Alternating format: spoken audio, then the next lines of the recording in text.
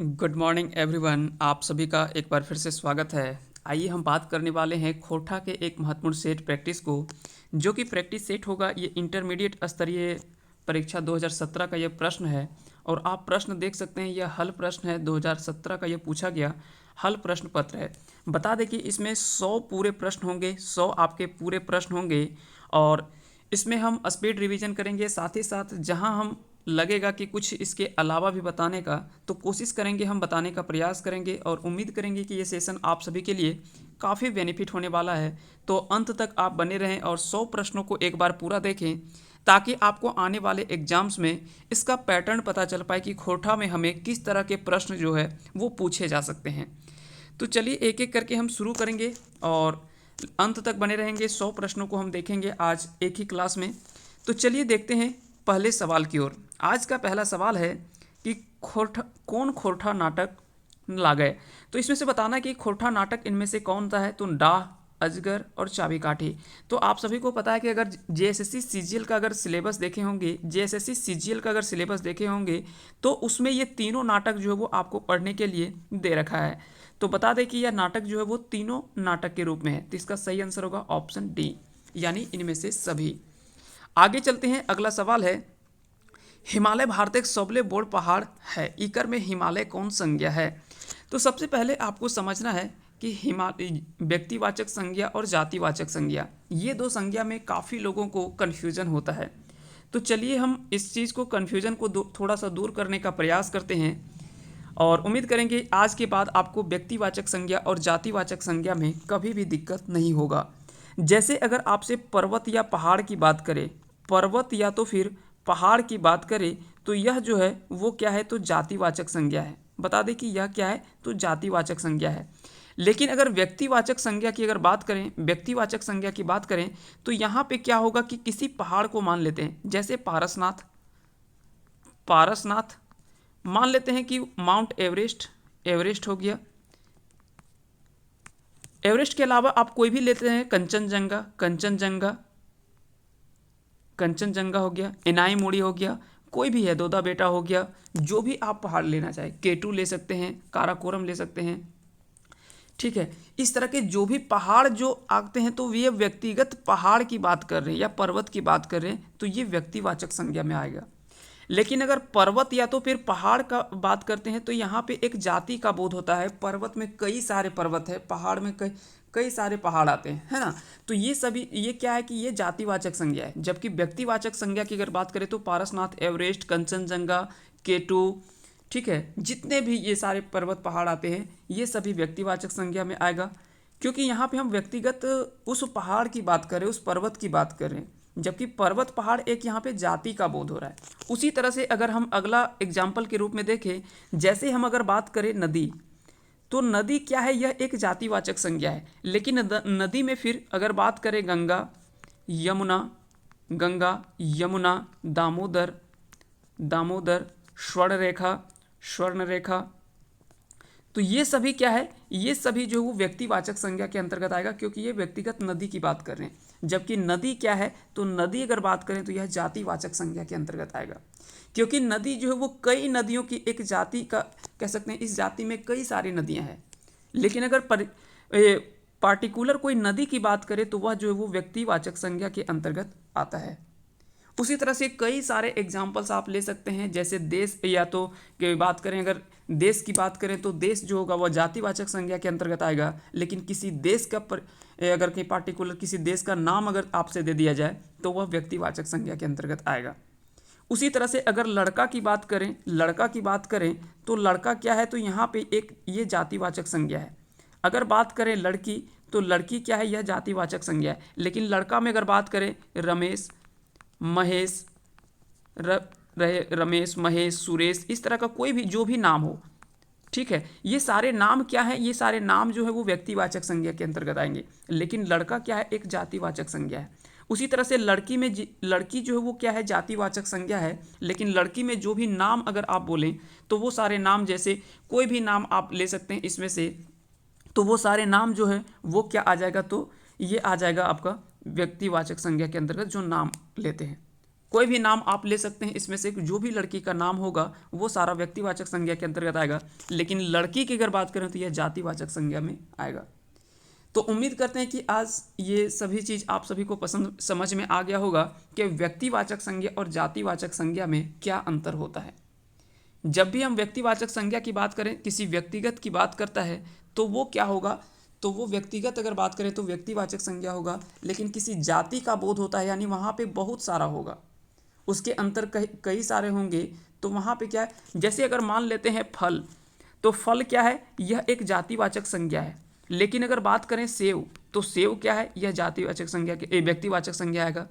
और भी जितने भी फल अगर आप लें, दूसरा कोई भी ले लें, सेव हो गया, केला हो गया, संतरा हो गया, और भी ये सारे जितने भी फल में अगर लेंगे तो ये सारा क्या आ रहा है, व्यक्तिवाचक संज्ञा के अंतर्गत। अगर बात करें सब्जी, तो सब्जी क्या है आपका, ये जातिवाचक संज्ञा है, लेकिन सब्जी में अगर आप कोई सब्जी की बात करते हैं, आलू हो गया, गोभी हो गया, ये सारे क्या है, तो ये व्यक्तिवाचक संज्ञा है।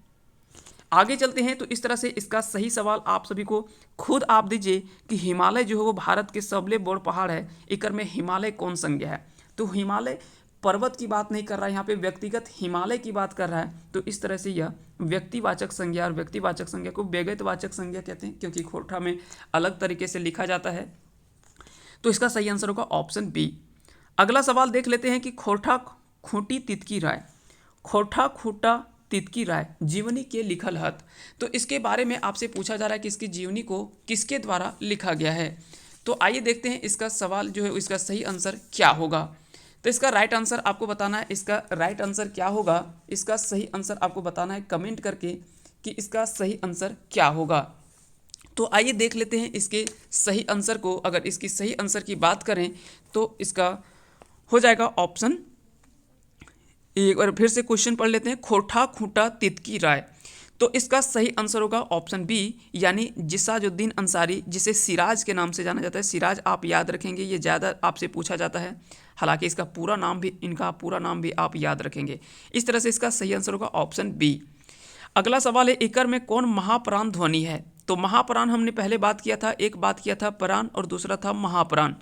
प्राण की अगर जब भी बात करते हैं तो वो होता है, मान लेते हैं अगर किसी वर्णमाला में, जैसे अगर लिखते हैं क ख ग घ और अंगा, तो यहाँ पे 5 हम लिखते हैं, इसमें से दूसरा और चौथा, दूसरा और चौथा जो होता है, दूसरा और चौथा जो होता है ये किसके अंतर्गत आता है, तो दूसरा और चौथा जो होता है वो आता है आपका महाप्राण के अंतर्गत, जबकि पहला, तीसरा और फिर पांचवा ये आता है अल्प प्राण के अंतर्गत, अल्प प्राण के अंतर्गत आता है, अल्प प्राण के अंतर्गत आता है। तो पहला, तीसरा और पांचवा, जबकि दूसरा और चौथा जो होता है इसे महाप्राण की संज्ञा दी गई है। साथ ही साथ पहला और दूसरा जो होता है इसे अघोष कहा जाता है, पहला और दूसरा अघोष कहा जाता है, जबकि तीसरा, चौथा और पांचवा ये जो है वो घोष के नाम से जाना जाता है। तो इसे याद रखेंगे इन दोनों चीज़ को, और दोनों फैक्ट से काफ़ी बार सवाल जो है वो हूबहू आपसे पूछा जाएगा। तो यहाँ पे आप अगर यहाँ से देखें तो आपको खुद पता चल जाएगा कि ख और घ जो है ये दोनों जो है वो दूसरा और चौथा वर्ण है। इस तरह से इसका सही आंसर होगा ऑप्शन सी। आगे चलते हैं, अगला सवाल है कि खोरठा वर्णमाला कई गो स्वर वर्ण है। तो खोरठा वर्णमाला में कई गो ह्रस्व स्वर है। अब यहाँ से आपसे सिर्फ स्वर नहीं पूछा गया है, यहाँ से पूछा गया कि ह्रस्व स्वर कितने हैं। तो स्वरों की संख्या आप सभी को पता है कि खोरठा में कुल 8 स्वर देखने को मिलता है हमें। स्वरों में अगर लिखा जाए तो आप कुछ इस तरह से लिखेंगे, अ, अमिया आ, ह्रस्व ई, दीर्घ ई, ह्रस्व उ, दीर्घ उ। उसके बाद हम लिखते हैं ए, आय हम नहीं लिखते हैं खोरठा में क्योंकि इसका उच्चारण हम दूसरे रूप में करते हैं, इसको देखेंगे। उसके बाद है फिर ओ और आओ। तो आओ और आय ये दोनों का प्रयोग जो है वो खोरठा में नहीं होता है, इसका उच्चारण जो है वो दूसरे रूप में होता है, इसको भी हम देख लेंगे। मुख्य रूप से जो खोरठा में स्वर देखने को मिलता है ये 8 आपको मिलता है, अ, हमिया आ, ह्रस्व ई, दीर्घ ई, ह्रस्व उ, दीर्घ उ, ए और ओ। ये जो है वो 8 स्वरों की संख्या खोरठा में आपको देखने को मिलता है। अगर बात करें इसमें से कि अगर इसमें आप बात करें कि कौन कौन से जो है वो ह्रस्व है और कौन कौन से दीर्घ हैं, तो ह्रस्व की अगर बात करें तो अ, ह्रस्व ई और ह्रस्व उ, ये तीनों जो है वो ह्रस्व है। जबकि दीर्घों की संख्या अगर बात करें तो अमिया आ, दीर्घ ई, दीर्घ उ, ए और ओ, ये जो है वो 5 जो है वो दीर्घ स्वर के अंतर्गत आते हैं। तो 3 जो है वो ह्रस्व स्वर है और 5 जो है वो दीर्घ स्वर है, टोटल 8 हो गया। जबकि आय, आय जो है इसका उच्चारण जो होता है वो अई के रूप में होता है, अई के रूप में होता है, जैसे ऐनक, या तो और भी कई सारे, जैसे जैसा, अगर लिखते हैं हम जैसा, तो जैसा को खोरठा में जो लिखा जाता है वो लिखा जाता है ज ई समीह सा, जैसा, इस तरह से खोरठा में लिखा जाता है।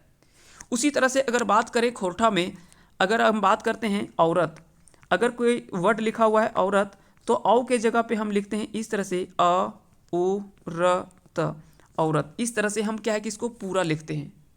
ठीक है, तो इस चीज़ को आप याद रखेंगे, कभी भी खोरठा में इस तरह के शब्दों को आप अक्सर पूछा जाता है, तो इस तरह से इसका सही आंसर क्या हो जाएगा, तो ऑप्शन डी हो जाएगा, यानी ह्रस्व स्वरों की संख्या 3 होती है। आगे देख लेते हैं, अगला सवाल है, जाव जिंदगी शब्द कौन समास के प्रयोग करल गेल है। तो जाव जिंदगी अगर बात करें तो यह जो है अव्ययी भाव समास के अंतर्गत आता है, अव्ययी भाव समास के अंतर्गत आता है। समास को हम जब पढ़ेंगे तो वहाँ पे हम देखेंगे, किसे हम द्वंद्व समास कहते हैं, किसे हम द्विगु समास कहते हैं, किसे हम कर्मधारय कहते हैं, किसे हम तत्पुरुष समास कहते हैं, किसे अव्ययी भाव समास कहते हैं। वो सभी चीज़ों को हम, जितने भी भेद हैं और समास किसे कहते हैं, उन सभी चीज़ों को हम देखेंगे। और जल्द ही इसका अपलोड जो है वो हमारे चैनल पे खोरठा ग्रामर का पूरा क्लास जो है वो अपलोड करने वाले हैं। और वहाँ पे जब एक आप क्लास देख लेंगे किसी पार्टिकुलर टॉपिक को लेकर, अगर मान लेते हैं समास का, जब आप एक बार यह क्लास देख लेंगे तो समास से सवाल जो है वो अगला आने वाले कोई भी एग्ज़ाम है उससे सवाल नहीं छूटेगा, ये मेरा गारंटी है। लेकिन अभी थोड़ा सा उस पर काम चल रहा है, जल्द ही उसके काम कंप्लीट हो जाएगा, उसके बाद हम इस चीज़ का क्लास जो है वो जल्द ही लेकर आने वाले हैं। चलिए तो आगे सवाल देख लेते हैं। अगला सवाल है, श्रीनिवास पानोरी जन्म झारखंडे कौन जिलाएं भेल रहें। तो पूछा गया कि श्रीनिवास पानोरी जी का जन्म अगर बात करें तो झारखंड के किस जिला में हुआ है। तो इसका सही आंसर है ऑप्शन सी, यानी धनबाद जिले में। धनबाद जिले में ही श्रीनिवास पानोरी जी का जन्म हुआ है। अगर ईस्वी आपसे पूछा जाए तो 1920, आप ये सिर्फ ईस्वी याद रखेंगे, बाकी का डेट अगर नहीं भी याद रहता है तो कोई दिक्कत नहीं है, लेकिन कम से कम ईस्वी जरूर आप याद रखें। अगला सवाल है कि हार जोतवा और ओकर सहिया कौन किताबें कहानी है।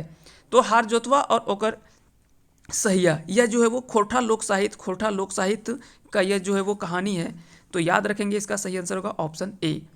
खोरठा ज्ञान के कैसे लिखल जा है। तो अगर हम किसी खोरठा में अगर ज्ञान को हम लिखते हैं तो आप सभी को पता है कि इस ज्ञा का प्रयोग नहीं होता है खोरठा में, क्योंकि आपको पता है कि ग के जगह पे या तो गे शब्द होता है, गी शब्द होता है, इस तरह से शब्द का प्रयोग किया जाता है। तो इसे हम ज्ञान लिख सकते हैं, ज्ञान लिख सकते हैं, जबकि इस ज्ञा का प्रयोग नहीं होता है।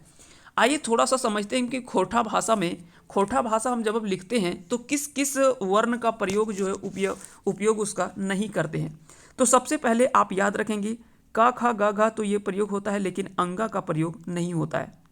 चा छा जा झा इया का प्रयोग होता है, ठीक है। फिर उसके बाद मूर्धन्य न का प्रयोग नहीं होता है, इसके जगह पे आपको न का प्रयोग किया जाता है। तो याद रखेंगे, इसका प्रयोग जो है ऊपर वाला जो है इसका प्रयोग नहीं किया जाता है, इसके नीचे वाले न का प्रयोग होता है। फिर अगर हम बात करते हैं, आगे अगर बढ़ते हैं, तो जैसे अगर बात करेंगे तो फिर उसके बाद हम देख लेते हैं स, ताली विषय स, और उसके बाद हम बात करते हैं ये स। ये दोनों स के बदले में एक स का प्रयोग हम करते हैं और वो है ये स। तो याद रखेंगे, इन दोनों स का प्रयोग जो है वो खोरठा में नहीं किया जाता है, ये चीज़ आप याद रखेंगे।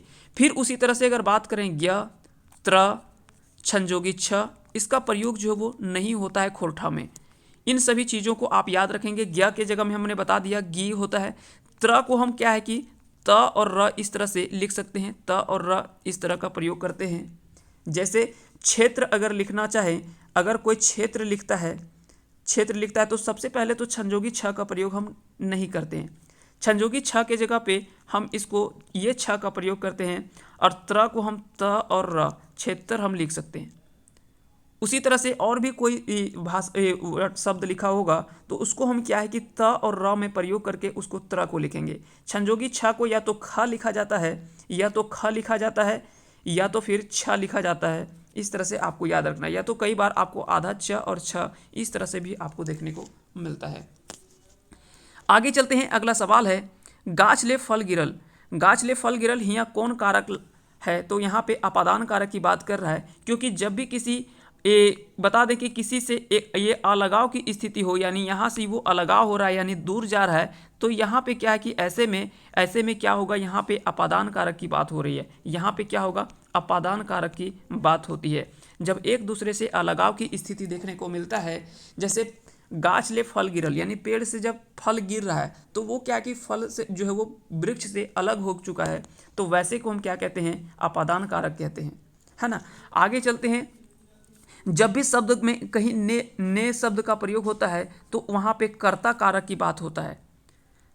जहाँ पे को का बात होता है तो वहाँ पे कर्ता की बात करते हैं। कर्ता ने कर्म को करण से, जहाँ पे से का बात आता है तो वहाँ पे करण कारक की बात करते हैं। ये सब हम बात करेंगे जब हम कारक पढ़ेंगे, उसके कारक के 8 भेद के बारे में हम जब पढ़ेंगे तो वहाँ पे हम पूरे डिटेल से सभी चीज़ों को देखेंगे।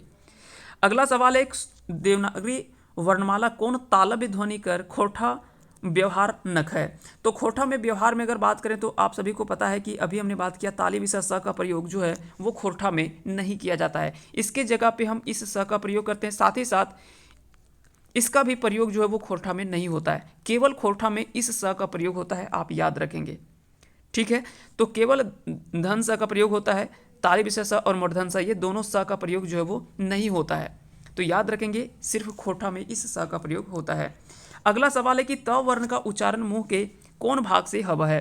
तो अगर आपको ये चीज़ नहीं पता है तो आप इस तरह से एक बार लिख करके देख लें, या तो अपने मन में पढ़ लें, ट ठ ड ढ मूर्धन्य। जैसे आप मूर्धन्य की बात करेंगे यत्ल, मतलब आपको पता चल जाएगा कि यह मूर्धन्य वर्ण सभी हैं। तो यह ट वर्ग जो होता है वो किससे संबंधित है, मूर्धन्य से उसका उच्चारण होता है। लेकिन जैसे आप लिखेंगे त थ द ध दंतना, तो जैसे इसको बोलते हैं दंतना, यानी यह दंत से इसका उच्चारण होता है, इसीलिए इसे हम दंतना कहते हैं। अगर आपको नहीं समझ में आता है तो इस तरह आप मन में ही पढ़ करके देख लेंगे तो आपको आसानी से याद रहेगा। अगर बात करें प फ, तो ये सभी जो है वो ओष्ठ से इसका उच्चारण होता है। प फ ब भ म ये सभी जो है वो ओष्ठ से उच्चारण होने वाले कह सकते हैं कि वर्ग है। तो प वर्ग का जितना भी होता है वह ओष्ठ से उच्चारण होता है। कंठ से अगर बात करें तो क ख ग घ ये सभी जो होता है वो कंठ से उच्चारण होता है। ट ठ ड ढ जो है वो मूर्धन्य से होता है। ट थ द ध जो होता है वो दंत से होता है। आगे चलते हैं, तो इस तरह से इसका सही आंसर क्या हो जाएगा, तो दांत से इसका उच्चारण यानी दंत से इसका उच्चारण होता है। अगला सवाल है, कौन कौन मूर्धन्य ध्वनिक प्रयोग खोरठा नाय करल जा है। तो खोरठा में आप सभी को पता है कि इस स और मूर्धन्य न ये दोनों का प्रयोग जो है वो खोरठा में नहीं किया जाता है, बाकी सभी का प्रयोग होता है। ट ठ ड ढ यह आपको पता है कि मूर्धन्य ध्वनि है। ट ठ ड ढ इसी का कह सकते हैं कि अलग रूप है। और प फ ब भ ये ओष्ठ से संबंधित है, ये ओष्ठ से उच्चारण होता है इसका। अगला सवाल देख लेते हैं, गीतांजलि कौन भाषा मूल रचना लागत। तो आपको पूछा जा रहा है कि गीतांजलि जो मूल रचना किया गया है, तो मूल रचना आपसे सबसे पहले तो ये सवाल आता है कि गीतांजलि का जो मूल रचना वो किसके द्वारा किया गया है। तो रविंद्रनाथ टैगोर जी के द्वारा इसे लिखा गया है। रविंद्रनाथ टैगोर जी के द्वारा इसे लिखा गया है। और आप सभी को पता है कि रविंद्रनाथ टैगोर ने जब इसको लिखा था तो वह जो है वो बंगला भाषा में इसको मूल रूप से लिखा गया था। तो इस तरह से इसका सही आंसर होगा ऑप्शन बी, यानी बंगला में जो है वो लिखा गया था, बंगला में लिखा गया था। साथ ही साथ आपको याद रखना है कि रविंद्रनाथ टैगोर को 1911 में जो है वो नोबेल प्राइज़ की संज्ञा दिया गया था। आपको बताना है कि वह पुस्तक कौन सा है जिसके लिए नोबेल प्राइज़ इनको मिला था। चलिए देखते हैं कितने लोगों को पता है कि इनको जो है वो नोबेल पुरस्कार किस पुस्तक के लिए और किस चीज़ के लिखने के लिए इन्हें जो है वो पुरस्कार मिला था। तो आप सभी को कमेंट करके बताना है कि इसका सही आंसर क्या होगा। अगला सवाल देख लेते हैं, डाह नाटक कैसन नाटक है। तो डाह नाटक आपको बताना है कि यह कैसा नाटक है। तो यह एक सामाजिक नाटक है, यह समाज के बारे में और समाज के कह सकते हैं कि मुख्य रूप से जो दर्शाया गया है इसमें समाज के बारे में इसमें दिखाया गया है और बताया गया है। तो इसका सही आंसर होगा ऑप्शन ए, यानी समाज। अगला सवाल है, इकर में कौन खोरठा साहित्यकर मध्यकाल के साहित्यकार है। तो यहाँ पे पूछा जा रहा है कि इसमें से कौन खोरठा साहित्य के मध्यकाल के साहित्यकार है। तो मध्यकाल के अगर आपसे साहित्यकार पूछा गया है तो इसका सही आंसर होगा ऑप्शन सी, यानी भुवनेश्वर दत्त शर्मा। वहीं अगर बात करें दलेल सिंह, पदम दास, ये सभी क्या है कि यह प्राचीन काल के या तो कह सकते हैं कि आदि काल के ये जो हैं वो साहित्यकार हैं। जबकि नए में अगर बात करें जितना भी, चाहे वो ए.के. झा हो, बी.एन. ओदार हो, ये सभी डॉक्टर विनोद कुमार हैं, ये सभी जितने भी हैं ये सभी जो है वो आधुनिक काल के साहित्यकार माने जाते हैं। आगे देख लेते हैं, अगला सवाल है कि कह मूल धातु से कौन कौन परतें जोड़ के भूतकाल और भविष्यत काल बनावल या बनता है। तो यहाँ पे आपसे पूछा जाएगा कि कह एक शब्द है, मूल धातु से कौन कौन परतें जोड़ करके भूतकाल और भविष्यत काल के लिए हम शब्द बना सकते हैं। तो सबसे पहले अगर बात करें कह में अगर लई जोड़ दें तो कहलय, कहलय यानी वो बोला, तो बोला कब बोला हमको नहीं पता, पहले बोल करके निकल गया। और कहतलय या तो कहता है, तो कहते यानी अभी बोला नहीं है, आगे वो बोलने वाला है, तो वो भविष्य काल की बात कर रहे हैं हम कि कहता है, अब क्या पता वो बोलेगा या नहीं बोलेगा। और कहला यानी वो बोल दिया। तो यहाँ पे ये शब्द जो है वो दोनों शब्द अगर प्रत्यय को जोड़ देंगे तो भूतकाल और भविष्यत काल के बारे में हमको पता चल जा रहा है। आगे देख लेते हैं, अगला सवाल है क्वेश्चन नंबर 18 कि खोठाएं बहुवचन बनावे ले कैसन शब्द जोड़ल जा है। तो आप सभी को पता है कि अइन और वइन शब्द को अगर जोड़ देंगे तो वह शब्द जो है वो बहुवचन के रूप में देखने को मिलता है। जैसे लड़का, लड़का अगर बात करें तो यह एक वचन है, लेकिन लड़कवन, लड़कवन या तो लड़कियन यहाँ बोल सकते हैं। तो वइन शब्द या अइन शब्द को अगर जोड़ देते हैं तो ये शब्द क्या होता है, बहुवचन के अंतर्गत आ जाता है। आगे आते हैं, अगला सवाल है जेकर में अलगाव कर भावना या भाव मालूम चल है ओकरा कहल जा है। तो आप सभी को पहले हम बात कर दिए कि इसका जो होता है वो अपादान कारक के अंतर्गत आता है। अगला सवाल है कि च वर्ण का उच्चारण, च वर्ग का उच्चारण मुंह के कौन भाग से होता है। तो आपको इसका सही आंसर बताना है। तो इसका राइट आंसर होगा ऑप्शन बी यानी तालु से। सबसे पहले हमने बात किया था, एक एक करके हम सभी चीज़ों को देख लेते हैं, एक बार फिर से रिपीट कर देते हैं। अगर क वर्ग की बात करें तो क वर्ग जो होता है वो कंठ से उच्चारण होता है। च वर्ग की अगर बात करें तो यह जो होता है वो तालु से होता है, तालु से होता है। ट वर्ग की बात करें तो ट ठ ड ढ दंत न यानी दंत से इसका उच्चारण होता है। त थ की अगर बात करें तो त थ द ध मूर्धन्य से होता है, तो इसका जो होगा वो मूर्धन्य होगा। जबकि प फ की अगर बात करें तो यह जो इसका उच्चारण ओष्ठ से होता है यानी ओठ से होता है। तो इस तरह से आपको सभी वर्गों को ध्यान में रखना है। इसके अलावे कुछ कुछ वर्ण आपको इसमें बीच बीच में मिलता है देखने को, तो वो सब चीज़ आप, लेकिन कम से कम इस चीज़ को आपको पाँचों याद जरूर रखना है। उम्मीद करते हैं कि आज का ये पूरे आपको समझ में आ जाएगा, और जब आप पूरे 100 प्रश्नों को यहाँ से देख करके जाएंगे तब आपको डेफिनेटली यहाँ से कई सारी चीज़ें क्लियर एक साथ हो जाएगा।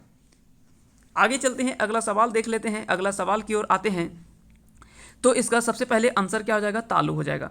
जकर जनी या पत्नी मोर गेल है तकरा कहल जा है। तो यहाँ पे थोड़ा सा हो सकता है कि आप कंफ्यूज कर सकते हैं, क्योंकि यहाँ पे हो सकता है कई लोगों ने इसका आंसर विदुर किया होगा, लेकिन इसका सही आंसर अगर खोरठा की दृष्टि से देखा जाए तो इसका आंसर जो होगा वो ऑप्शन सी होगा यानी रंडुआ। यहाँ पे क्या होता है कि जिसकी पत्नी मर जाती है उसे रंडुआ कहा जाता है, जबकि आप सभी को पता है कि जिनके पति मर जाते हैं उसे राण, ये अगर की बात करें तो खोरठा की भाषा में इसे कहा जाता है राण कहा जाता है, जबकि रंडुआ जो है वो जिनके पत्नी मर जाते हैं उसे कहा जाता है। लेकिन अगर बात करें हिंदी में तो हिंदी में क्या है कि विधवा और विधुर आपने पढ़ा होगा। हिंदी में जिसके पति मर जाते हैं उसे विधवा कहा जाता है, जबकि जिनकी पत्नी मर जाती है उसे विधुर कहा जाता है। तो ये आपने पढ़ा होगा बेशक ही, लेकिन ये हिंदी के दृष्टिकोण से ये सही है। लेकिन खोरठा, हम लोग यहाँ पे खोरठा की बात कर रहे हैं तो हमको सोचना भी होगा खोरठा के आधार पे। तो इस तरह से इसका सही आंसर जो होगा वो होगा ऑप्शन सी। अगला सवाल है कि तितकी पत्रिका कर पहिल संपादक के हलत। तो तितकी पत्रिका के पहले संपादक कौन थे। तो आपको याद होगा दसौंधी राज, इसके बारे में हमने पिछले सेट में हमने बात किया था दसौंधी जी के द्वारा, जिसका नाम पूरा है विश्वनाथ दसौंधी, और इनका उपनाम जो है वो राज है। तो कई बार पूछा गया कि राज उपनाम से कौन जाने जाते हैं। तो आपको पता होगा जैसे झारपात, ए.के. झा जी को झारपात की संज्ञा दी गई है। इस तरह से कई सारे उपनाम भी कई बार आपसे पूछा जाता है। तो इसका सही आंसर होगा ऑप्शन सी विश्वनाथ दसौंधी राज। अगला सवाल है उल्टा अर्थ एक सही शब्द के मिलान करा। तो सबसे पहले है यहाँ पे फेड़। तो फेड़ जो पेड़ होता है उसका फेड़ का नीचे का भाग होता है, जबकि इसका आगा अगर बात करें तो आगे का भाग होता है। गुमन मुहा यानी जो कम बोलता है, और फदराहा जो बहुत कुछ बोलता है। हुमायल होता है यानी जो बदमाशी करता है, और सल्तनत कह सकते हैं कि ये होता है जो शांत रहता है, जबकि हुलमायल होता है जो थोड़ा मतलब कह सकते हैं ना कुछ बदमाशी करते रहता है। छिरियाल यानी कह सकते हैं कि बिखरा हुआ, और सतल यानी हो गया एक जगह स्थिर से यानी सही तरीके से सेट किया हुआ या सजाया हुआ रखा हुआ, जबकि छिरियाल क्या है कि कोई चीज़ आपको इधर उधर फेंका हुआ है। तो इस तरह से आप मिला करके देखेंगे तो पहला का 3, दूसरा का हो जाएगा 4, तो इस तरह से इसका सही आंसर होगा ऑप्शन बी। आगे देख लेते हैं, अगला सवाल है संज्ञा और सर्वनामिक विशेषता बतावे के शब्द के कहल जाए। तो संज्ञा और सर्वनाम की जो विशेषता बताते हैं उसे हम क्या कहते हैं, तो उसे हम विशेषण कहते हैं। जैसे अगर बात करें राम, राम जो है, ये अगर बात करें किसी शब्द के बारे में, राम जो है, तो यहाँ पे क्या है कि राम शब्द का प्रयोग हुआ है, तो ये क्या है कि संज्ञा शब्द है। या तो अगर बात करते हैं ऊ या तो वो, तो यहाँ पे क्या है कि ऊ का प्रयोग जो कर रहे हैं वो सर्वनाम के रूप में कर रहे हैं, यानी संज्ञा के बदले में किसी नाम के बदले में अगर प्रयोग करते हैं तो उसे सर्वनाम कहा जाता है। ठीक है, राम खाना खा रहा है, ये सिंपल चीज़ है। लेकिन राम अगर बोलें कि तेजी से खा रहा है, तो राम जो है वो तेजी से खा रहा है, तो यहाँ पे तेजी से क्या बोल रहे हैं, ये हमको विशेषता बतला रहा है कि खा तो रहा है लेकिन वो क्या कर रहा है, तेजी से खा रहा है, तो ये विशेषता बतला रहा है। ठीक है, तो ये आपको याद रखना है। राम दौड़ रहा है लेकिन तेजी से दौड़ रहा है या धीरे धीरे दौड़ रहा है, तो ये पे क्या होगा, ये सब जो है वो विशेषता बतलाता है। बाकी का क्रिया, ये खाना पीना, दौड़ना, रोना सोना, ये सभी क्या है, ये तो सभी क्रिया का पार्ट है, ये सभी क्रिया का पार्ट है जो हम बात कर रहे हैं। जब नाम आएगा तो वो संज्ञा के अंतर्गत आएगा, लेकिन नाम के बदले में अगर किसी कह सकते हैं कि बोध की बात करता है ऊ, या तो इस तरह से किसी शब्द का प्रयोग होता है, तो वो जो होगा वो सर्वनाम के अंतर्गत आएगा। किसी की विशेषता बतलाता है, यानी वह खा रहा है तो वो खाना तो क्रिया होगा, लेकिन अगर तेजी से खा रहा है या धीरे धीरे खा रहा है तो वह जो है वो विशेषण यानी विशेषता बतला रहा है। आगे चलते हैं, अगला सवाल देख लेते हैं। तो इस तरह से इसका सही आंसर होगा ऑप्शन डी यानी विशेषण। अगला सवाल है कि लोटा पानी शब्द कौन समास के प्रयोग हेल है। तो जब भी आप बीच में हाइफन शब्द का प्रयोग देखते हैं तो इसको आप सभी को पता होगा कि यह जो वो द्वंद्व समास के अंतर्गत आता है। लोटा पानी, इस तरह से कई बार आपको इस तरह के सवाल पूछे जाते हैं कि माता पिता, यह जो शब्द जो है वह किस तरह का शब्द है, तो यह द्वंद्व समास के अंतर्गत आता है। और भी जिस तरह का बीच में हाइफन शब्द का प्रयोग होता है वह हमेशा द्वंद्व समास के अंतर्गत, लेकिन कई बार थोड़ा सा एक दो ऐसे प्रश्न है जो इसका अपवाद भी है, तो उसके बारे में हम बात करेंगे। जबकि अगर बात करें द्विगु समास की, तो जैसे चौराहा, दुबटिया, चौराहा, दुबटिया, ये सभी जो है वो द्विगु समास के अंतर्गत आता है। जहाँ पे पहले एक संख्या का बोध होता है उसे हम द्विगु समास के अंतर्गत रखते हैं। बाकी का कर्मधारय, अव्ययी भाव, ये सभी हम तत्पुरुष, ये सभी समास के बारे में हम आगे बात करेंगे। आगे चलते हैं, अगला सवाल है इकर में कौन शब्द जातिवाचक संज्ञा नाय है। तो यहाँ पे आपसे पूछा जा रहा है कि इनमें से कौन सा एक संज्ञा जो है वो जातिवाचक संज्ञा नहीं है। तो मनुष्य जो है वो जातिवाचक संज्ञा के अंतर्गत आता है। सुंदर भी जो है ये भी आ जाएगा जातिवाचक संज्ञा। गीदड़ जो है ये भी जातिवाचक संज्ञा के अंतर्गत आएगा, क्योंकि गीदड़ में कई सारे बच्चे आएंगे, लड़की हो सकता है, लड़का हो सकता है, कोई नाम हो सकता है। मनुष्य में बहुत सारे मनुष्य का नाम हो सकता है, जबकि रामगढ़ आप सभी को पता है कि यह एक व्यक्तिगत स्थान के बारे में जिक्र कर रहा है, तो यह जो है वो व्यक्तिवाचक संज्ञा की बात कर रहा है, ना कि यह जातिवाचक संज्ञा है। इस तरह से इसका सही आंसर होगा ऑप्शन डी, यह जो है वो व्यक्तिवाचक संज्ञा है, ना कि जातिवाचक संज्ञा। आगे चलते हैं, अगला सवाल है इकर में कौन दसोंधी जी की रचना नायला गए। तो पता होगा अजगर और भगजोगनी, ये दोनों जो है, ये तो दोनों जो है वो इनकी रचना है, जबकि पराश्चित अगर बात करें, पराश्चित जो है यह रचना जो है इनका नहीं है। इस तरह से इसका सही आंसर होगा option C. Doctor A K. Jha ji का जन्म कहिया भेल हलन। तो आप सभी को पता है कि 20 जून 1939 को डॉक्टर ए.के. झा जी का जन्म हुआ है, तो याद रखेंगे इसका सही आंसर होगा 20 जून 1939 को। खोटा संधि कई को भेद हवो है, तो एकोना, इसका सही आंसर होगा ऑप्शन डी यानी एकोना। अगला सवाल देख लेते हैं, प्रत्यय के प्रयोग शब्दे कहाँ कहल जाए है। तो प्रत्यय का प्रयोग आप सभी को पता है कि शब्द के पीछे में इसका प्रत्यय का प्रयोग होता है, जबकि उपसर्ग का प्रयोग शब्द के पहले में होता है, उपसर्ग का प्रयोग। आदर शब्द का विशेषण बतावा। आदर शब्द का विशेषण जो होगा वो आदरणीय हो जाएगा, आदरणीय हो जाएगा इसका सही आंसर। अगला सवाल देख लेते हैं, मेघदूत के खोटा अनुवाद के कर लेहत। तो मेघदूत के खोटा अनुवाद आप सभी को पूछा जा रहा है, तो आइए थोड़ा सा दो रचना के बारे में हम बात करेंगे। ये दोनों आपसे काफ़ी बार हो सकता है कि कन्फ्यूजन भी थोड़ा सा हो गया होगा। दो रचना की बात करते हैं, एक तो है मेघदूत। तो सबसे पहले अगर बात करें, इसका मूल रचना जो लिखा गया है वह जो वो लिखा गया है कालिदास के द्वारा। कालिदास के द्वारा जो है वो इसकी मूल रचना लिखा गया है। कालिदास के द्वारा मूल रचना इसका जो लिखा गया था वो संस्कृत भाषा में लिखा गया था। याद रखेंगे, इसे संस्कृत भाषा में मूल रूप से लिखा गया था, लेकिन इसका जो खोरठा में अनुवाद किया गया था वह श्रीनिवास पानुरी जी के द्वारा इसका खोरठा में अनुवाद किया गया है। वहीं एक रचना अभी हमने बात किया थोड़ी देर पहले, वो था गीतांजलि। उसके पहले हमने थोड़ा सा बात किया था गीतांजलि। तो गीतांजलि रचना जो है यह मूल रूप से इसको लिखा गया है टैगोर जी के द्वारा, रविंद्रनाथ टैगोर जी के द्वारा, और यह जो लिखा गया है वो बंगला में लिखा गया है। यह जो लिखा गया है वो बंगला में लिखा गया है। लेकिन अगर बात करें इसकी जो खोरठा में जो कह सकते हैं कि खोरठा में जो लिखा गया है, खोरठा में अनुवाद किया गया है, वो किसके द्वारा? तो मनमोहन पाठक के द्वारा। मनमोहन पाठक के द्वारा इसका जो है वो अनुवाद किया गया है। मनमोहन पाठक के द्वारा इसका खोरठा में अनुवाद किया गया है। ये दोनों रचना के बारे में आपसे घुमा फिरा करके ये 6 टाइप से सवाल बन सकता है। सबसे पहले अगर बात करें मेघदूत, तो मेघदूत के मूल रचनाकार कौन है? तो कालिदास। इसको किस भाषा में लिखा गया था? तो संस्कृत में। इसका खोरठा में अनुवाद कौन किया? श्रीनिवास पानुरी जी के द्वारा। गीतांजलि की मूल रचना किसके द्वारा किया गया? टैगोर जी के द्वारा। किस भाषा में? तो बंगला में। इसका खोरठा अनुवाद कौन किए? तो मनमोहन पाठक के द्वारा। इस तरह से आपसे 6 या 8 टाइप से सवाल इन दोनों को मिला करके बन सकता है। उम्मीद करते हैं कि ये आप सभी को पसंद आया होगा। अगर पसंद आया होगा तो वीडियो को एक बार आप थोड़ा सा हमारे मेहनत के लिए या तो समझे, अगर आपको समझ में आ रहा है और सही लगा तो थोड़ा सा एक बार लाइक तो आप ज़रूर कर सकते हैं। इस वीडियो को लाइक करने का मकसद है ताकि हमें ये पता चले कि हम मेहनत कर रहे हैं, वो मेहनत किस हद तक मेरा सफल हो रहा है। अगर हाँ, हो सकता है कि अगर आपको पसंद नहीं आए तो बेशक आप लाइक ना करें, ताकि हमको पता चलेगा, हो सकता है कि इससे आगे अब जब हम आए तो उससे भी ज़्यादा हम मेहनत करके आएँ। आगे चलते हैं, अगले सवाल को देख लेते हैं कि आंखें धूरा दिए। आंखें धूरा दिए यानी धोखा देना। धोखा देना इसका सही आंसर होगा। स्वतंत्र रूप से बोलल जाए वाला वर्ण के कहल जाए।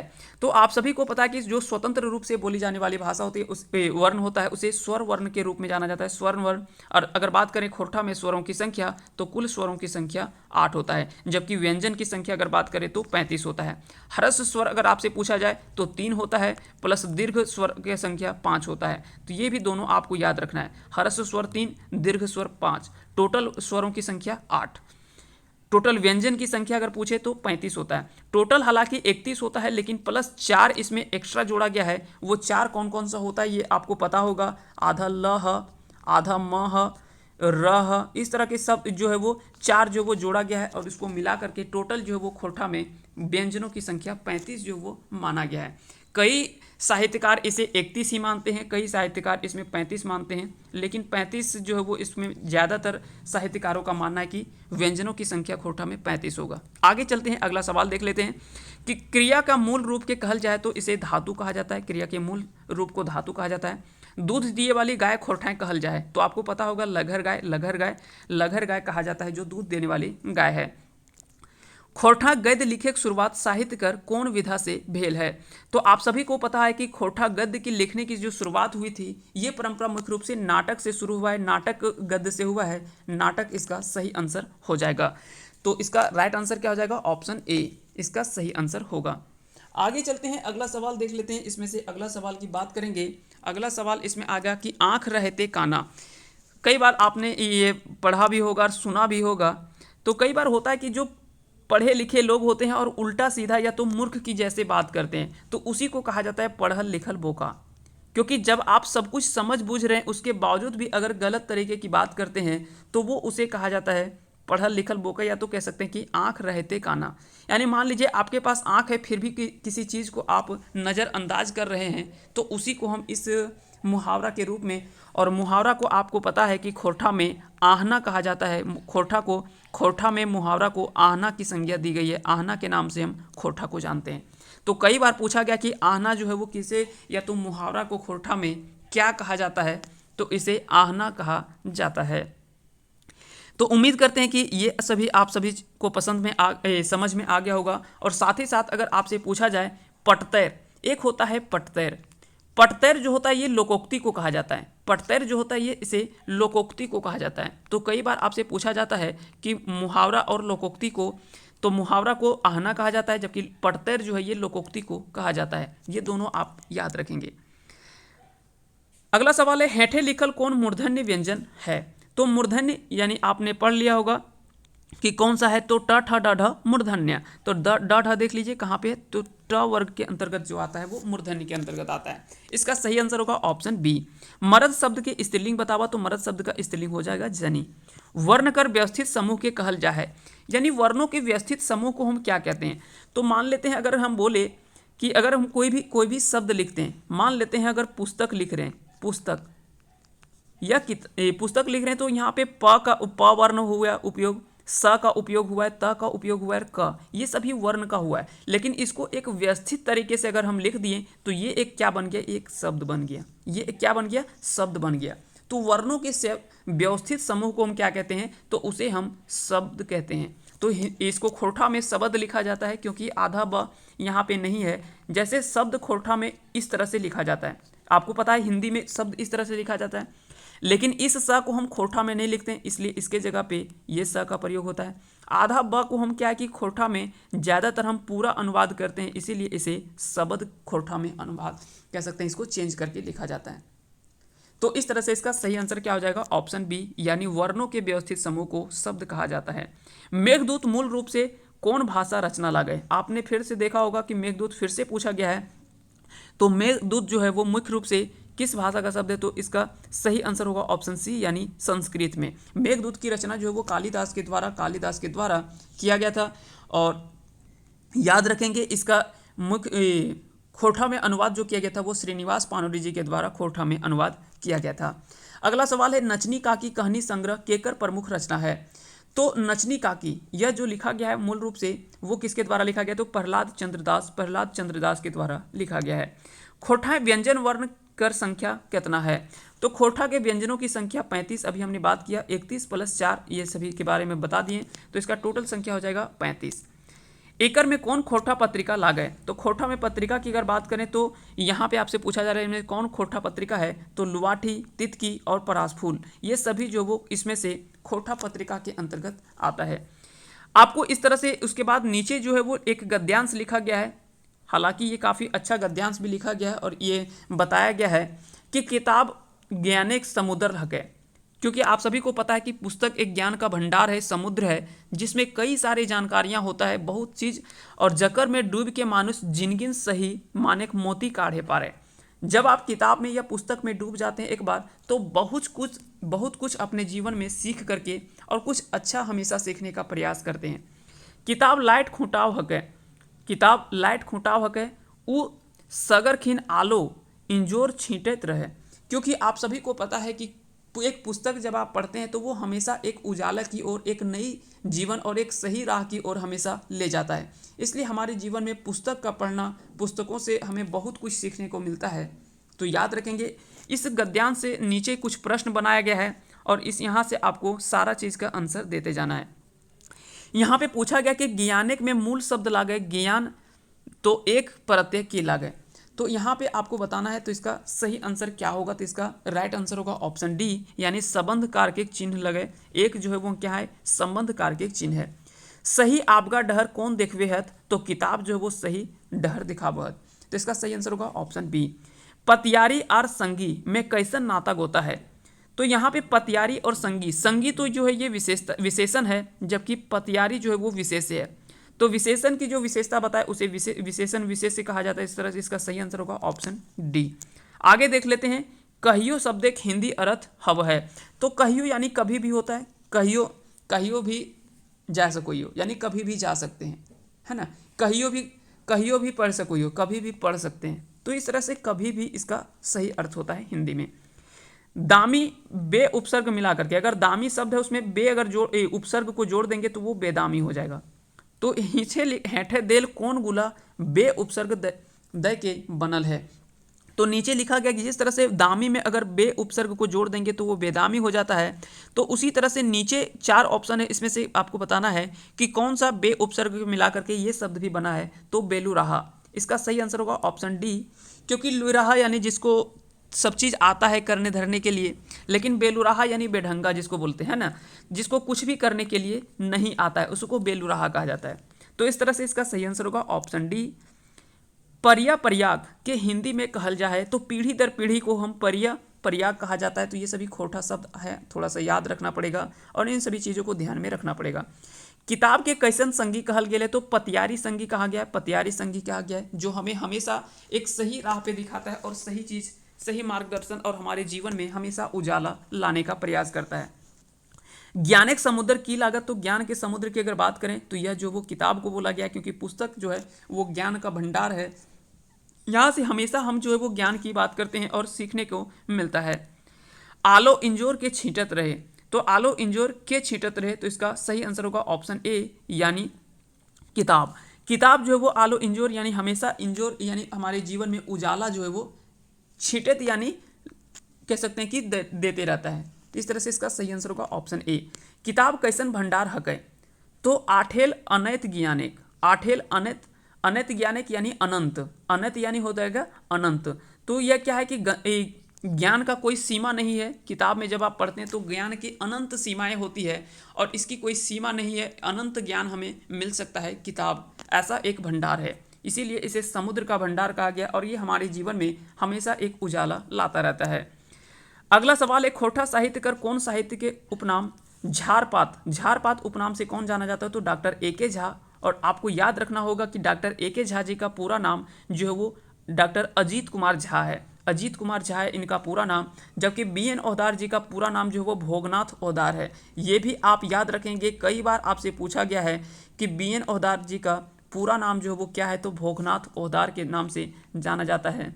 जबकि बी ए के झा को अजीत कुमार झा के नाम से जाना जाता है, अजीत कुमार झा के नाम से, उपनाम से याद रखेंगे। ये नाम आपको दोनों याद रखना है। अगला सवाल देख लेते हैं, खोटा केंद्रीय क्षेत्र ककरा मानल गेल है, तो खोटा का क्षेत्रीय रूप जो माना गया है वो पेटरवार और कसमार, पेटरवार और कसमार जो है वो ये माना गया है, खोटा का केंद्रीय क्षेत्र माना गया है। यानी किसी का ये पूरा क्षेत्र है इसका केंद्र बिंदु यानी बीचों बीच जो है उसी को माना गया। तो खोटा का केंद्र जो माना गया, केंद्र बिंदु, वो पेटरवार और कसमार क्षेत्र को माना गया है। खोटा क्षेत्रीय रूप देशवाली कहाँ बोलल जा है, तो देशवाली ये कह सकते हैं कि खोटा का क्षेत्रीय रूप है। और खोटा का क्षेत्रीय रूप मुख्य रूप से हम लोग 6 पढ़े हैं, 6 खोटा क्षेत्रीय रूप पढ़े हैं। इसमें से अलग अलग क्षेत्रीय रूप की बात करते हैं, चाहे वो देशवाली की बात करते हैं, संथाल परगनिया की बात करते हैं, और भी कई सारे अलग अलग क्षेत्र की बात करते हैं। उस चीज़ को हम देखेंगे। गोलवारी की बात करते हैं। तो अगर बात करें खोटा क्षेत्रीय रूप देशवाली के, दिया पलामू और गढ़वा क्षेत्र में, यानी मुख्य रूप से पलामू प्रमंडल में जो है वो देशवाली खोटा का क्षेत्रीय रूप देखने को मिलता है। इस तरह से इसका सही आंसर होगा ऑप्शन बी।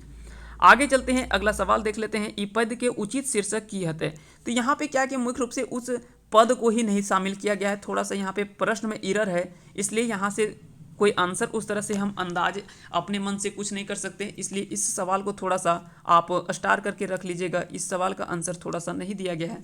बाकी आगे देख लेते हैं, झारखंडी खोटा भाषा में एकर मध्य कौन रूपे मान्यता देल गेल है, तो खोटा को आपको पता है कि द्वितीय राजभाषा के रूप में, झारखंड की द्वितीय राजभाषा के रूप में खोटा को रखा गया है। जबकि मुख्य भाषा के रूप में हिंदी हम मानते हैं, जबकि द्वितीय राजभाषा में ये सभी भाषाएं आती है। खोटा नाटक पराश्रित केकर रचना लगे, तो पराश्रित का अगर पूछा जाए कि पराश्रित जो है वो किसकी रचना है, तो खोटा का पराश्रित का रचनाकार जो है वो मनपूरन गोस्वामी, मनपूरन गोस्वामी इसका राइट आंसर होगा ऑप्शन डी।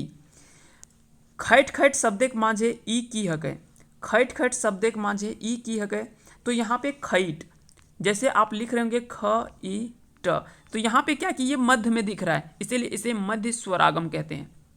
आदि स्वरागम यानी किसी के ऊपर में आता है, जैसे अनहोनी या तो फिर अनादर, अनादर अगर लिखते हैं तो यहाँ पे अ जो है वो क्या है, आदि स्वरगामी है, स्वरागम है। अंत स्वरागम क्या हो गया, पढ़लय, जैसे हम लिख लिए पढ़लय, तो यहाँ पे क्या है कि पढ़लय यानी ई जो है वो लास्ट में यानी अंत में ये जो स्वर का प्रयोग होता है, अंत में स्वर का प्रयोग होता है उसे अंत स्वरागम कहा जाता है। जो मध्य में प्रयोग होता है उसे मध्य स्वरागम कहा जाता है, और जो शुरुआत में होता है उसे क्या कहा जाता है, तो उसे आदि स्वरागम कहा जाता है। आगे चलते हैं, अगला सवाल देख लेते हैं, तो इसका सही आंसर होगा ऑप्शन ए यानी मध्य। सदानी परिवार कर भाषा केकरा कहल गेले, तो ये मुख्य रूप से सदान समुदाय की भाषा को ही सदानी परिवार के भाषा बोला गया है। हेठे लिखल डॉक्टर ए के झा के रचना नाय लागे, तो काकर नामे लिखब गीत, कविता पुराण और शेर सगरठ, इसमें से अगर आपसे पूछा जाए कि इसमें से कौन सा रचना जो है वो नहीं लिखा गया है डॉक्टर ए के झा जी के द्वारा, तो इसका आंसर होगा ऑप्शन ए, काकर नामे लिखब गीत, यह जो है वो ए के झा के द्वारा नहीं लिखा गया है। अगला सवाल है कि खोटा आधुनिक काल की शुरुआत कहिया मानल गेल है। तो खोटा के टोटल काल ही अगर हम आपसे पूछा जाए तो सबसे पहले आपका शुरू होता है प्राचीन काल। प्राचीन काल अगर बात करें तो यह लगभग जो है वो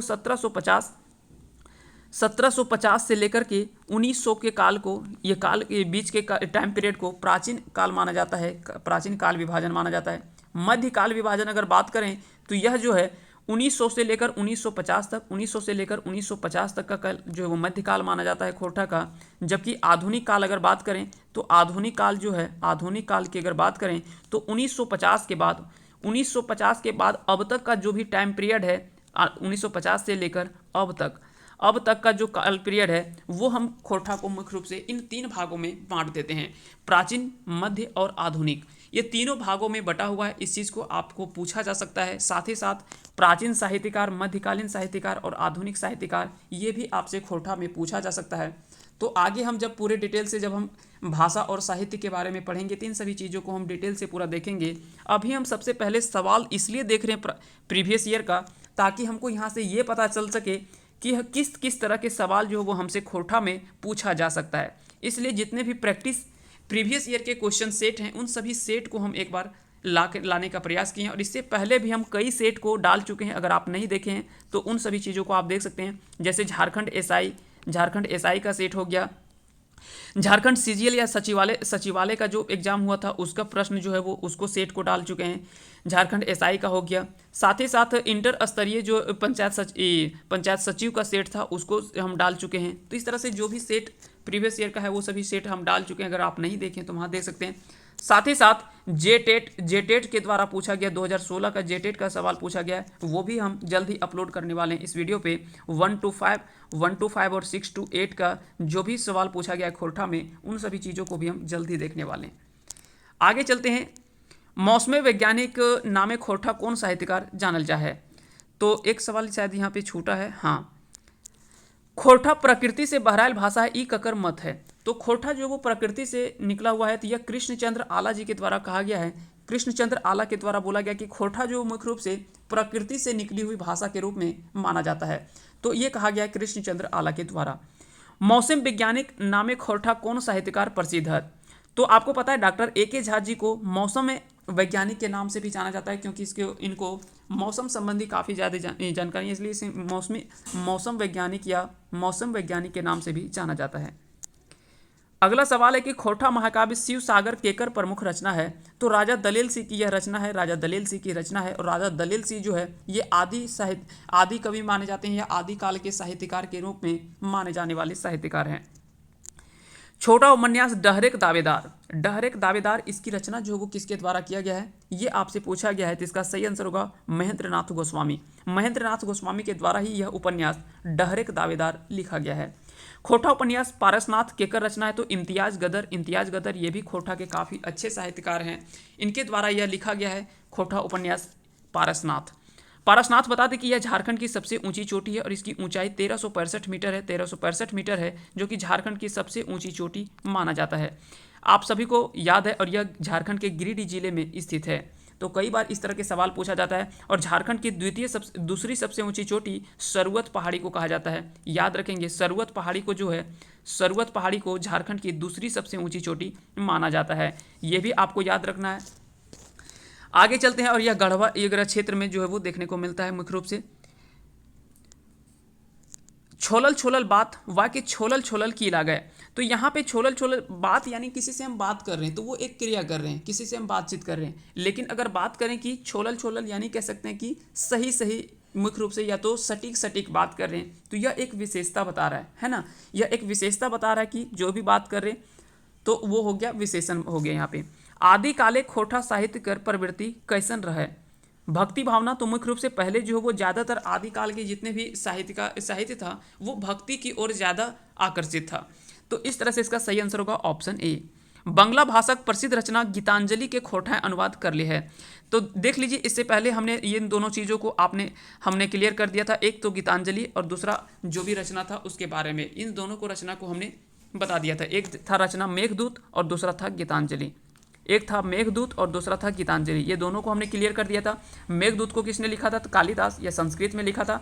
और ये मेघदूत का जो खोटा में अनुवाद किया गया था वो श्रीनिवास पानुरी जी के द्वारा। गीतांजलि को मुख्य रूप से लिखा गया किसके द्वारा, तो यह टैगोर जी के द्वारा लिखा गया, रविन्द्रनाथ टैगोर के द्वारा, और यह मुख्य रूप से बांग्ला में लिखा गया था। और इसकी खोटा में अनुवाद जो किया गया वो मनमोहन पाठक के द्वारा खोटा में अनुवाद किया गया है। तो याद रखेंगे इसका सही आंसर होगा ऑप्शन सी यानी मनमोहन पाठक। खोटा भाषाक पहिल छपल उपन्यास केकरा मानल गेल है, तो खोटा का पहला उपन्यास जो वो जिंदगी टोह जो वो खोटा भाषा का पहला उपन्यास माना गया है। कई बार सवाल जो वो हूबहू सवाल पूछा गया है और काफ़ी ज़्यादा रिपीटेड सवाल है। इन सभी चीज़ों को, चाहे वो पहली पत्रिका की बात करें, पहला उपन्यास की बात करें, पहला नाटक की बात करें, ये सभी जो वो जरूर पूछा जाता है। खोटा आधुनिक काल के साहित्यकार के सही मिलान करा, तो यहाँ पे क्या है कि खोटा आधुनिक काल के जितने भी साहित्यकार हैं उनके बारे में पूछा जा रहा है। तो यहाँ पे क्या है कि आधुनिक काल के बारे में पूछा गया है। तो इस तरह से इसका सही आंसर होगा ऑप्शन सी यानी Srinivas Panuri, doctor A K. Jha, doctor B N. Audar, doctor Vinod Kumar, ये सभी जो है वो सभी क्या है कि आधुनिक काल के साहित्यकार हैं। जबकि दलेल सिंह, पदम दास, ये सभी क्या है, ये आदि कवि के रचनाकार हैं। आदि कवि यानी कह सकते हैं कि प्राचीन काल के कवि साहित्यकार माने जाते हैं। दलील सिंह, पदम दास और भी कई सारे साहित्यकार हैं, उन सभी के बारे में बात करेंगे। खोटा भाषा जन्म कौन राजघराने मानल जा है, तो इसका सही आंसर होगा ऑप्शन बी यानी रामगढ़ राजा के द्वारा ही, या तो रामगढ़ राजघराने से ही जो वो खोटा भाषा का जन्म जो है वो माना जाता है। इकर में गलत जोड़ा का मिलान करें, इसमें से बताना है कि इनमें से कौन सा जो है वो गलत जोड़ा है। तो श्रीनिवास पानुरी बाल किरण ये सही है, डॉक्टर ए.के. झा कविता पुराण, ये दोनों आप याद रखेंगे, कई बार कंफ्यूजन होता है। बाल किरण लिखा गया है वो श्रीनिवास पानुरी जी के द्वारा, जबकि कविता पुराण जो लिखा गया वो डॉक्टर ए.के. झा के द्वारा। राजा दलेल सिंह काव्य मंजरी ये गलत है, ये जो है वो नहीं लिखा गया इस तरह से, इसका सही आंसर होगा ऑप्शन सी। और मनमोहन पाठक गीतांजलि की ये लिखा गया है, तो इस तरह से इसका सही आंसर होगा ऑप्शन सी यानी राजा दलेल सिंह जो है वो काव्य मंजरी को नहीं लिखा है, बाकी का सभी सही मिलान है। खोटा साहित्य के आधुनिक काल के रचनाकार के हत, तो खोटा के आधुनिक काल के रचनाकार आपसे पूछा जा रहा है, तो B N. Audar, A K. Jha, doctor Vinod Kumar, ये सभी जो हो जाएगा इसका सही आंसर होगा। लुवाठी पत्रिका कहाँ से प्रकाशित हुआ है, तो लुवाठी पत्रिका आपसे पूछा गया कि यह जो है वो कहाँ से प्रकाशित हुआ है, तो इसका सही आंसर है ऑप्शन ए यानी बोकारो से। बोकारो इसका सही आंसर हो जाएगा। लुगा शब्द का हिंदी में अर्थ क्या होता है, तो कपड़ा को लुगा कहा जाता है खोटा में। आज न तो काल हमर बात माने हो तो गोड़े कांटा मुँहे धैर्य टाने हो, तो ये काफ़ी अच्छा एक कह सकते हैं कि यह कथन कहा गया है, और यह कथन जो है वो किसके द्वारा कहा गया, तो श्रीनिवास पानुरी जी के द्वारा बोला गया है कि आज न तो काल हमर बात माने हो तो गोड़े कांटा मुँहे धैर्य टाने हो, तो ये काफ़ी, और इसका जब आप मीनिंग पूरे डिटेल से जाएंगे तो इसका मीनिंग जो है वो काफ़ी अच्छा मीनिंग निकलता है। तो इस तरह से याद रखेंगे, यह कथन जो वो काफ़ी चर्चित कथन माना जाता है, यह श्रीनिवास पानुरी जी का कथन है। ज्ञान सुधाकर कौन काल के प्रमुख रचना लागे, ज्ञान सुधाकर, तो आप सभी को पता है कि ज्ञान सुधाकर जो है यह आदि काल यानी प्राचीन काल के साहित्यकार माने जाते हैं या प्रमुख रचना। तो ज्ञान सुधाकर कौन काल के प्रमुख रचना लागे, तो इसका सही आंसर होगा ऑप्शन बी यानी आदिकाल का रचना माना जाता है। खोटा साहित्य के आदिकाल मानल गेल है, तो आदिकाल इससे पहले अभी हम थोड़े पहले बात किए थे, आदिकाल, मध्यकाल और आधुनिक काल। तो आदिकाल को हमने देखा था 1750 से लेकर 1900 तक, 1900 से 1950 तक हमने देखा था मध्यकाल, और 1950 के बाद जो भी अब तक का टाइम पीरियड है उसे हम आधुनिक काल के रूप में, क्योंकि खोटा आज भी बहुत कुछ विकसित करना बाकी है। ऐसा नहीं कि खोटा में सब कुछ विकसित हो चुका है। अगर बात करें खोटा में, तो बहुत कुछ आज भी विकास होना बाकी है, और धीरे धीरे इस क्षेत्र में काफ़ी तेज़ी से इसमें विकास हो रहा है, ये भी हम देख पा रहे हैं। तो इसलिए अभी कह सकते हैं कि अभी इसका आधुनिक काल ही माना गया है, और बहुत कुछ इसमें विकास होना बाकी है खोटा भाषा में। तो इस तरह से इसका सही आंसर क्या हो जाएगा, option A is the right answer. 1750 से लेकर 1900 जो है वो आदिकाल माना जाता है।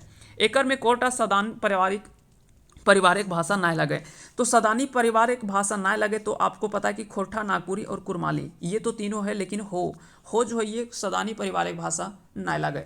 इस तरह से इसका सही आंसर होगा ऑप्शन बी। सही जोड़ा के मिलान करा, सही जोड़ा आपको मिलाना है, तो दसौंधी राज के द्वारा तेतरी, अजगर, तितकी होना चाहिए, भगजोगनी, डॉक्टर ए.के. झा सैर सगरट, खोटा लोक कथा, मेका मेकिना मेटमाट, श्रीनिवास पानुरी मेघदूत, चाभी काठी और राम कथामृत। इस तरह से सही जो है ये सब सारा आंसर हो जाएगा सही, क्योंकि जो जितने भी कथन है ये सभी जो है वो मिलान सही है। इस तरह से इसका सही आंसर होगा ऑप्शन डी। क्योंकि दसौंधी राज के द्वारा तितकी, अजगर, भगजोगनी ये सभी लिखा गया है। Doctor A K. झा के द्वारा सैर सगरट, खोरठा लोक कथा, मेका मेकिना, मेट माट, जबकि श्रीनिवास पानर जी के द्वारा मेघदूत का खोरठा में अनुवाद किया गया। चाबी काठी यह कह सकते हैं कि नाटक के रूप में माना जाता है। और राम कथामृत ये सभी जो है वो श्रीनिवास पानर जी के द्वारा लिखा गया है। आगे चलते हैं, अगला सवाल है खोरठा क्षेत्रीय रूप सिखरिया कौन क्षेत्र में पावल जा है। अभी हमने थोड़ी देर पहले बात किए थे सिखरिया की अगर बात करें तो यह मुख्य रूप से किस क्षेत्र में देखने को मिलता है, तो इसका सही आंसर क्या हो जाएगा, इसका सही आंसर होगा ऑप्शन डी यानी बोकारो। बोकारो क्षेत्र में जो है यह सिखरिया जो वो एक क्षेत्रीय भाषा है खोरठा का, और खोरठा में मुख्य रूप से 6 क्षेत्रीय भाषा देखने को मिलता है। सिखरिया हो गया, गोलवारी हो गया, सिखरिया हो गया, गोलवारी हो गया, इस तरह से कई सारे अलग अलग गोलवारी हो गया, उसके बाद संथाल परगनिया हो गया, अलग अलग क्षेत्रीय भाषाओं के आधार पर। एक होता है पार नदिया होता है, एक होता है पार नदिया जो कि दामोदर के उस ओर उत्तर की ओर के जो भाषाएं हैं उसे पार नदिया के नाम से जाना जाता है। तो ये सभी चीज़ों को अभी हम देखेंगे आगे जब हम पूरे डिटेल से इस चीज़ को, और साथ ही साथ इसका एक वीडियो हम अपलोड कर चुके हैं, अगर आप नहीं देखे हैं तो उसको देख सकते हैं। हमारे चैनल के डिस्क्रिप्शन में जा करके आप इन सभी चीज़ों को देख सकते हैं।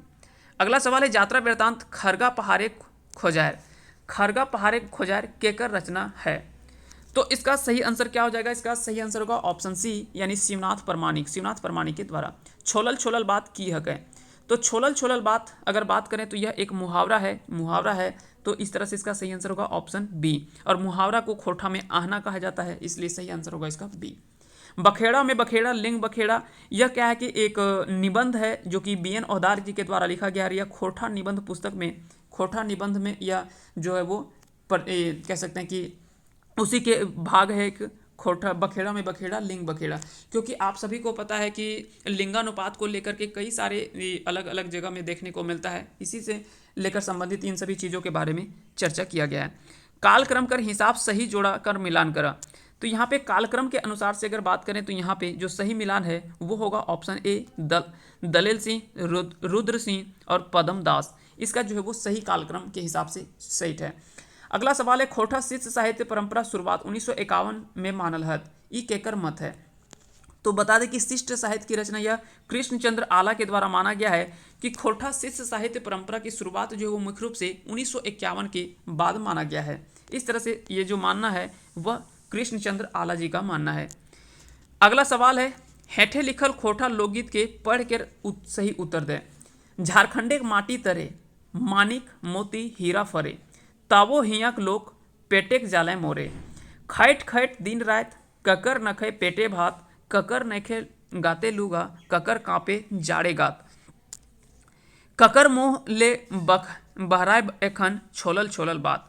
यह सबसे पहले अभी हमने बात किया था कि यह बात जो है यह एक काफ़ी ज़्यादा अच्छा चीज़ लिखा गया। अगर जब आप इसका हिंदी में अनुवाद करेंगे तो बहुत अच्छा चीज़ लेकर निकलता है, क्योंकि आप सभी को पता है कि झारखंड की धरती जो है, झारखंड की धरती जो वो खनिजों के कह सकते हैं कि रत्नगर्भा के नाम से, या रत्नगर्भा के नाम से जाना जाने वाला क्षेत्र है। रत्नगर्भा के नाम से जाना जाता है यह धरती खोरठा। लेकिन उसके बावजूद भी यहाँ के लोग आज भी क्या है, आज भी यहाँ के लाए पेटेक जलाए मोरे, यानी पेट में कह सकते हैं कि अच्छे से भोजन नहीं मिलता है। खैट खैट दिन रात ककर नखे पेटे भात, तो यानी दिन रात वो आज भी काम कर रहे हैं। और आज भी यहाँ पे गरीबी, अगर कह सकते हैं कि गरीबी रेखा अगर देखा जाए तो आज भी यहाँ के लोगों का काफ़ी ज़्यादा नीचे है। कह सकते हैं कि इतना ज़्यादा गरीबी आज भी यहाँ पे है कि कहना नहीं है। ककर नखे गाते लूगा ककर कांपे जाड़े गात, ककर मुँह से बहराए एखन क्या है छोलल बात। तो ये काफ़ी अच्छा चीज़ बोला गया है, क्योंकि ये कह सकते हैं कि एक कटु व्यंग्य किया गया है आज के इस जितने भी, चाहे वो झारखंड की सरकार हो या तो जो भी यहाँ के विधि व्यवस्था करने वाले हैं उन लोगों के ऊपर। क्योंकि आज हमारे पास सब कुछ होने के बावजूद आज यहाँ के लोग अगर ऐसे हैं और इस स्थिति में रह रहे हैं, ना ही यहाँ पे बहुत अच्छे से कह सकते हैं कि आपका पढ़ाई लिखाई को लेकर बहुत अच्छा चीज़ है, या तो और भी क्षेत्र के हिसाब से किसी तरह के, चाहे वो रोजगार का मामला हो, चाहे वो पढ़ाई लिखाई का मामला हो, या तो और भी कई मामले में यह जो है वो आज भी राज्य पीछे है।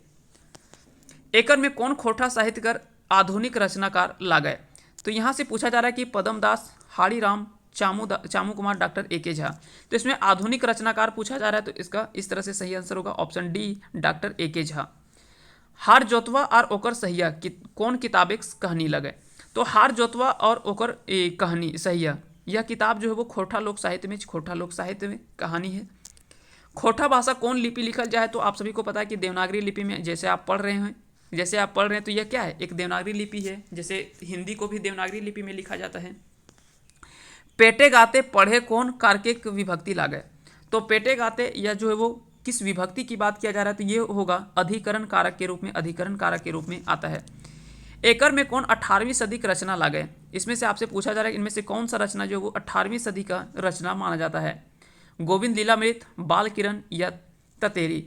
तो इसका सही आंसर है ऑप्शन ए, गोविंद लीलामृत यह जो वो 18वीं सदी का रचना माना जाता है। और इस तरह से इसे आदिकाल की रचना मान सकते हैं, क्योंकि 1750 से लेकर 1900 तक के टाइम पीरियड को हम क्या मानते हैं, आदिकाल, या तो फिर कह सकते हैं कि प्राचीन काल मानते हैं। तो इस तरह से यह रचना भी जो इसके बीच में ही 18वीं सदी आएगा, तो इस तरह से इसको हम क्या मान सकते हैं, आदिकाल की रचना मान सकते हैं, है ना। आगे चलते हैं। खोरठा कई गो क्षेत्रीय रूप मानल गया है, तो 6 रूप माना गया है। गोलवारी हो गया, संथाल परगनिया हो गया, पार नदिया हो गया, सिखरिया हो गया। इन सभी चीज़ों को हम आगे बात करेंगे। कहानी संग्रह खटरस के संग्रहकर्ता के हत।